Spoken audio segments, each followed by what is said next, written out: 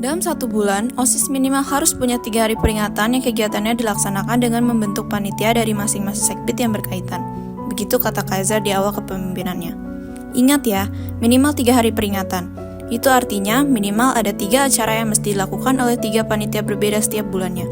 Setidaknya ada 3 laporan pertanggungjawaban acara dari panitia setiap bulannya yang mesti aku periksa dan serahkan kepada Kaiser. Dan itu artinya lagi, untuk rapat pleno OSIS kedua yang jatuh pada bulan Januari semester 2 ini, aku harus memeriksa lagi setidaknya 18 laporan pertanggungjawaban kegiatan OSIS.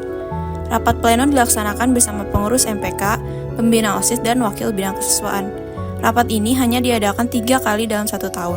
Rapat pleno 1 membahas program kerja OSIS yang akan dilaksanakan selama 1 tahun ke depan. Rapat pleno 2 adalah rapat laporan kegiatan program OSIS selama 1 semester. Dan rapat pleno 3 adalah rapat laporan pertanggungjawaban OSIS selama 1 periode masa jabatan. Apa itu libur akhir semester?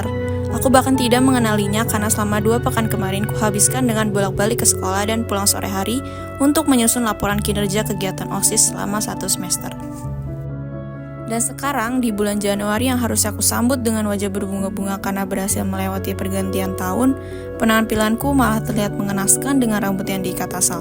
Kemeja kusut yang seharian bergesekan dengan kursi ruang OSIS, dan masih berdiri di depan printer, menunggu lembar demi lembar laporan itu selesai dicetak.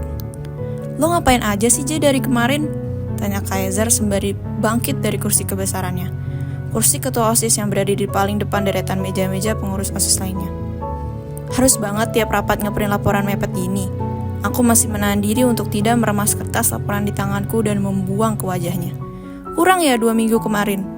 Kalau Kaiser tidak berhenti bicara, aku janji akan menjajalkan kertas laporan di tanganku ke mulutnya. 10 menit lagi gue tunggu di auditorium. Sayangnya dia berhenti mengomel. Aku mendengkus kencang melihat kepergian Kaiser.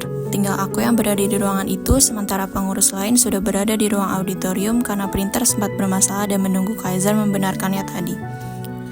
Aku menatap lembar laporan terakhir yang berhasil dicetak. Dan selesai. Langkahku terayun melewati meja besar berbentuk lingkaran yang biasa digunakan untuk rapat pengurus OSIS. Lalu berlari ke arah meja sekretaris yang sama 1 semester ini aku huni, untuk mengambil ballpoint dan bergegas keluar dari ruangan OSIS. Saat sampai di auditorium, aku sadar bahwa aku adalah orang terakhir yang datang.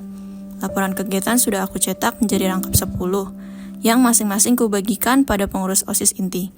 Favian, sebagai ketua MPK, Pak Warman selaku pembina OSIS, dan Pak Saifuddin selaku wakil bidang kesiswaan.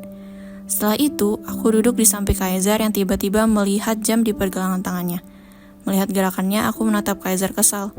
"Printer di ruang OSIS itu udah tua, jangan kegiatan aja lo maksimalin, tapi sarana lo acuhin." Ucapanku mampu membungkam Kaiser. Cowok itu mengalihkan tatapannya ke depan, ke arah peserta rapat. Aku duduk bersama pengurus inti OSIS lain di deretan kursi paling depan di auditorium, menghadap semua anggota rapat yang hadir.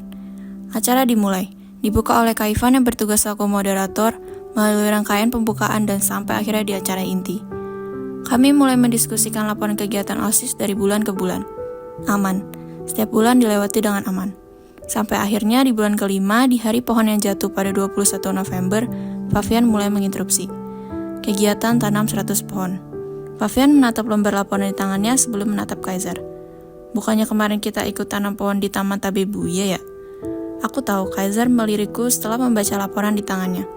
Tapi aku mencoba untuk tetap menatap lurus ke depan, tidak tergoyahkan. Karena mungkin saja sekarang mukaku sudah berubah menjadi pucat pasi. Pasalnya, kami tidak sempat membentuk panitia untuk kegiatan itu karena bertepatan dengan persiapan PAS. Jadi, yang bertanggung jawab pada seluruh kegiatan adalah OSIS inti. Dan yang bertanggung jawab pada laporannya adalah aku. "Kok di sini ditulis Taman Ayodhya?" lanjut Favian. "Bukannya itu kegiatan OSIS tahun kemarin ya?" "Hah?" Aku mulai memeriksa kertas laporan di tanganku. Lalu, pundakku seperti diremas kencang. Kaiser berdehempelan, seolah memberi pertanda bahwa riwayatku akan segera tamat. "Laporannya copy-paste dari tahun kemarin atau..." Kaiser mencela ucapan Favian.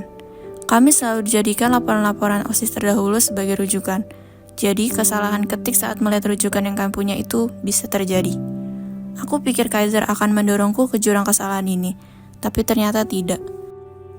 Kesalahan ketik atau lupa edit, Favian terkekeh lalu menyeringai. Dan acara tatap-tatapan ngeri antara Kaiser dan Favian pun terjadi, mengingatkanku pada rapat pleno 1 di mana Kaiser berdebat sengit dengan Favian tentang anggaran dana mana dan kegiatan mana yang harus didahulukan, yang kemudian menjadi cikal bakal permusuhan tak kasat mata di antara keduanya.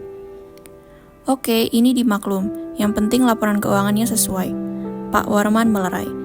Gak masalah, semua oke, ujarnya. Aku baru bisa menghela napas. Baru sadar juga bahwa sejak tadi menahan napas. Kegiatan rapat selesai.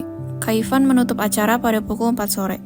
Dan saat semua peserta rapat bangkit dari tempat duduknya, aku mendengar Kaiser berkata, "Ke ruang OSIS, gue mau ngomong." Nada suaranya mengartikan bahwa hari ini aku tidak akan selamat.